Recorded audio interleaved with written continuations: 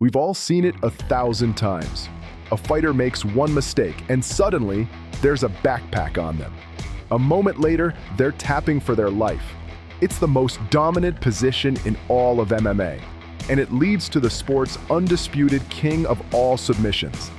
Welcome back to the Submission Playbook. Today, we deconstruct the rear naked choke. So what makes the RNC so ridiculously effective? It's all about the science. This isn't about crushing a windpipe, it's a blood choke. It's about efficiency. It creates a perfect vise that compresses the carotid arteries, cutting off blood to the brain. You have seconds, literally seconds, before you go to sleep.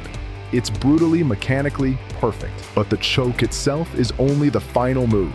It's the reward you get for conquering the most valuable real estate in the octagon, your opponent's back. You have to earn the back. Once a fighter gets here and locks in their legs as hooks for control, the fight completely changes. The person on the bottom is no longer fighting to win. They are fighting to survive. And that survival game is a high-speed chess match. Let's break down the offense versus the defense. The attacker wants to control the posture and win the hand fight. They secure their hooks, but here's a pro tip. You never cross your ankles, because that opens you up to a nasty footlock. From there, it's a battle to sneak that choking arm under the chin. For the defender, there is only one priority: the choking arm. You have to grab it with both of your hands like your life depends on it, because it does. Keep that chin tucked to your chest and try to scoot your back to the mat. If you panic, it's game over. Now let's watch all these principles collide in one of the most legendary moments in UFC history. After a dominant first round, Conor McGregor was gassed. And what does a tired striker do? They become a desperate wrestler. Conor makes the critical error, and a master grappler like Diaz capitalizes instantly. He gets the back. The hooks go in. Now watch this.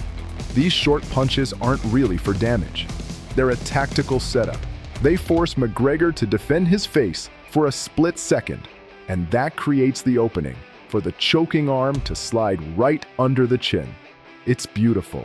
The arm goes under. The squeeze is applied. And the biggest star in the sport is forced to submit.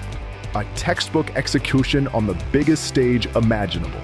And that is why the rear naked choke is king. It's the lethal, logical conclusion to achieving total dominance. I just love watching it done right. In our next episode of the Submission Playbook, we'll deconstruct the ultimate counter weapon, the guillotine. Until then, I've got my pick for the most memorable RNC ever, but I want to hear yours. Drop it in the comments.